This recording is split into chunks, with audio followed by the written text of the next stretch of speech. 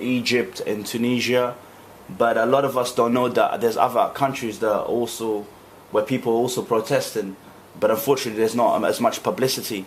Before what happened in Tunisia and Egypt and Libya, and there was also revolutions that were taking place in Mozambique because the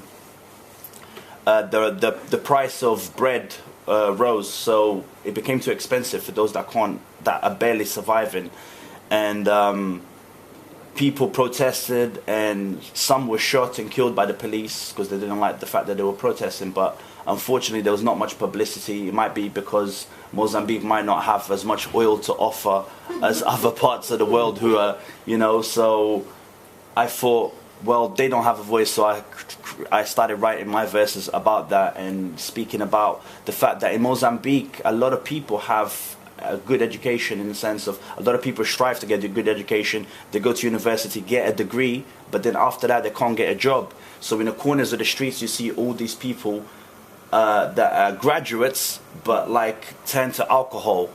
So you see all these people and you think they're just drunkies, but it's not that. If you speak to them, a lot of them are very well educated but they don't have work, and then the alcohol leads to domestic violence and a lot of other problems. So I wanted to tackle that.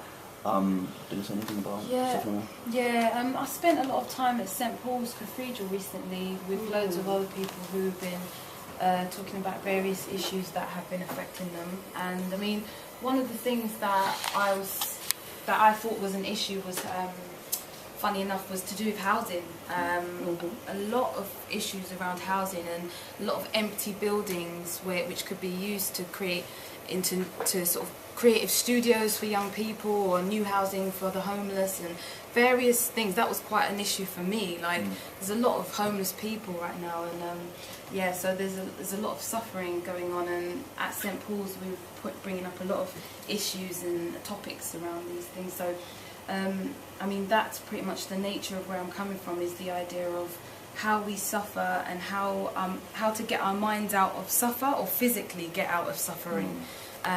So also I feel like there can be a revolution in your mind that can get you out of suffering, but